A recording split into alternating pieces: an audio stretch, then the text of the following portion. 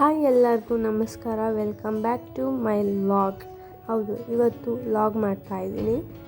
ಯಾವಾಗಲೂ ಬರೀ ಕುಕ್ಕಿಂಗ್ ಅಂತಲೇ ಇದ್ದೆ, ಬಟ್ ಇವತ್ತು ವ್ಲಾಗ್ ಮಾಡ್ತಾಯಿದ್ದೀನಿ. ಇದು ಗುರುವಾರದ ವ್ಲಾಗ್. ಸೊ ಬೆಳಗ್ಗೆ ಬೇಗ ಎದ್ದು ದೇವ್ರ ಮನೆಯೆಲ್ಲ ಕ್ಲೀನ್ ಮಾಡ್ಕೊಂಡು ರಾಯರ್ನ ಪೂಜೆ ಮಾಡಿ ರಾಯರ್ಗೋಸ್ಕರ ಪ್ರಸಾದ ಮಾಡ್ತಾಯಿದ್ದೀನಿ. ಯಾವ ರೀತಿ ಮಾಡೋದು ಅಂತ ತೋರಿಸ್ತೀನಿ ಬನ್ನಿ. ನಾನಿಲ್ಲಿ ಒಂದು ಬಾಣಲಿಗೆ 1 ಟೇಬಲ್ ಸ್ಪೂನ್ ತುಪ್ಪ ಹಾಕ್ಕೊಂಡು ಒಂದು 10-15 ಗೋಡಂಬಿ ಹಾಕ್ಕೊಂಡು ಫ್ರೈ ಮಾಡ್ಕೊಂಡು ತಕ್ಕೊತಾಯಿದ್ದೀನಿ.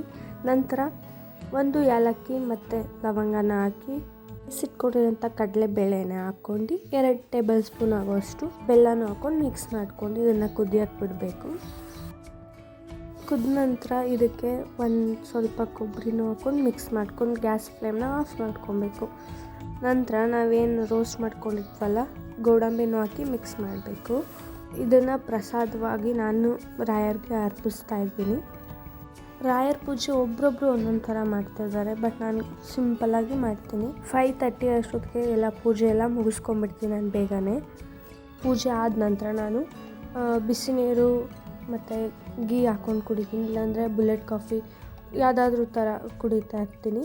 ಗೀ ಹಾಕ್ಕೊಂಡು ಕುಡಿಯೋದಂದರೆ ಏನು ಯೂಸ್ಫುಲ್ ಅಂದರೆ, ಫಸ್ಟ್ ಥಿಂಗ್ ಏನಂದ್ರೆ ಬಾಡಿ ಒಳಗಡೆ ಅದು ಕೋಟಿಂಗ್ ಆಗುತ್ತೆ, ಈ ಸೆಟೈಟಿ ಸೆಂಟ್ರನ್ನ ಆ್ಯಕ್ಟಿವೇಟ್ ಮಾಡುತ್ತೆ. ಇದರಿಂದ ತುಂಬಾ ಯೂಸ್ಫುಲ್ ಇದೆ. ನೀರಿಗೆ ಕುಡಿಲೂಬೋದು, ಮಾರ್ನಿಂಗ್ 1 ಸ್ಪೂನ್ ಹಾಗೆ ತಿನ್ನಲೂಬೋದು.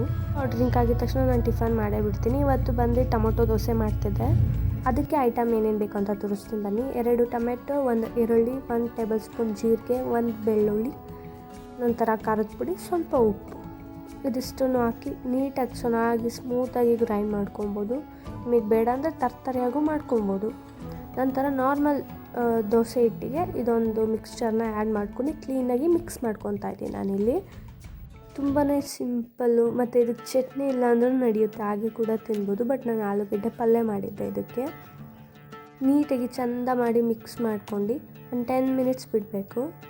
ನಂತರ ನಾನಿಲ್ಲಿ ಒಂದು ಪ್ಯಾನ್ನ ಕಾಯಕ್ಕಿಟ್ಟು ನಂತರ ಸ್ವಲ್ಪ ನೀರುಗ್ಗಿ ಆಮೇಲೆ ನಾನು ದೋಸೆ ಹಾಕೋಕ್ಕೆ ಸ್ಟಾರ್ಟ್ ಮಾಡ್ತೀನಿ.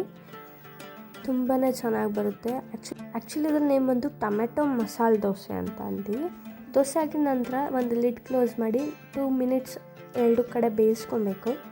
ತುಂಬಾ ಚೆನ್ನಾಗಿ ಕೂಡ ಬರುತ್ತೆ. ಆ್ಯಂಡ್ ಆರೋದ ನಂತರನೂ ಚೆನ್ನಾಗಿರುತ್ತದು. ಈ ಟಿಫನ್ ಬಾಕ್ಸಿಗೆಲ್ಲ ಚೆನ್ನಾಗಿರುತ್ತದು. ನಿಮಗೆ ಬೇಕಂದರೆ ತುಂಬ ಕ್ರಿಸ್ಪಿ ಥರನೂ ಮಾಡ್ಕೊಬೋದು. ಬೇಡ ಅಂದರೆ ಸ್ವಲ್ಪ ದಪ್ಪಾಗೂ ಈ ಸೆಟ್ ದೋಸೆ ಹಾಕೋತಾರಲ್ಲ ಆ ರೀತಿಯೂ ಮಾಡ್ಕೊಬೋದು. ನೋಡಿ, ಈ ವ್ಲಾಗ್ ನಿಮ್ಗೆ ಏನಾದರೂ ಇಷ್ಟ ಆಗಿತ್ತು ಅಂದರೆ ನನ್ನ ಚಾನಲ್ನ ಸಬ್ಸ್ಕ್ರೈಬ್ ಮಾಡಿ, ಲೈಕ್ ಮಾಡಿ, ಶೇರ್ ಮಾಡಿ. Thank you for watching.